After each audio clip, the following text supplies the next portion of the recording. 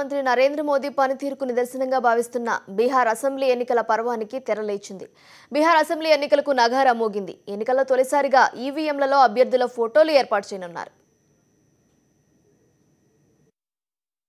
November 29తో Bihar assembly గడువు ముగియనుంది. ఆ లోపు కొత్త ప్రభుత్వం కొలువు తీరాల్సిన నేపథ్యంలో మంగళవారం ఎన్నికల సంఘం సమావేశమైంది. బీహార్ అసెంబ్లీతో పాటు పలు రాష్ట్రాల్లో ఉప ఎన్నికలపై సమాలోచనలు జరిపింది. విస్తృత మంతనాల అనంతరం బీహార్ అసెంబ్లీ ఎన్నికలకు ఎన్నికల సంఘం షెడ్యూల్ విడుదల చేసింది. 243 స్థానాలకు 5 దశల్లో ఎలక్షన్స్ జరగనున్నాయి. అక్టోబర్ 2వ వారంలో ప్రారంభం కానున్న ఎన్నికల ప్రక్రియ నవంబర్ 2వ వారంతో ముగియనుంది. షెడ్యూల్ ప్రకారం అక్టోబర్ 12న తొలి విడత పోలింగ్ జరగనుంది. అక్టోబర్ 16న రెండో విడత, 28న మూడో దశ, నవంబర్ 1న 4, నవంబర్ 5వ తేదీన 5వ దశ పోలింగ్ జరగనుంది. నవంబర్ 8న ఓట్ల లెక్కింపు చేపడతారు. షెడ్యూల్ విడుదల చేయడంతో బీహార్లో ఎన్నికల నియమావళి అమల్లోకి వచ్చిందని chief election commissioner Nazeem Zaidi తెలిపారు. ఎన్నికలను ప్రశాంతంగా నిర్వహించేందుకు అన్ని రకాల చర్యలు తీసుకుంటున్నట్లు జైదీ వెల్లడించారు.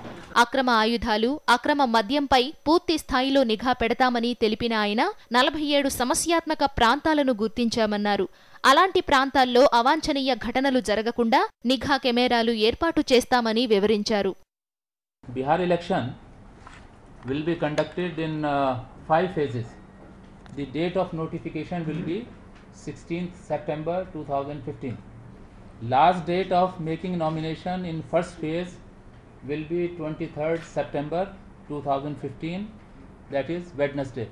Date of scrutiny for first phase will be 24th September 2015, that is Thursday. Last date of withdrawal for phase 1 will be 26th September 2015, which is Saturday. And date of poll would be 12th October 2015, that is Monday. And the date of counting for all phases together, as you know, would be 8th November, which is Sunday. మొదటి దశలో 49 స్థానాలకు ఎన్నికలు జరగనున్నాయి. రెండో దశలో 32, మూడో దశలో 50, నాలుగో దశలో 55, ఐదో దశలో 57 సీట్లకు పోలింగ్ జరగనుంది. ఈ ఎన్నికల్లో 6.68 కోట్ల మంది ఓటర్లు తమ ఓటు హక్కు వినియోగించుకోనున్నారు. అలాగే ఈ ఎన్నికల్లో మొట్టమొదటిసారిగా ఈవీఎంలలో అభ్యర్థుల ఫోటోలను ఏర్పాటు చేయనున్నారు. నేషనల్ డెస్క్, సాక్షి న్యూస్.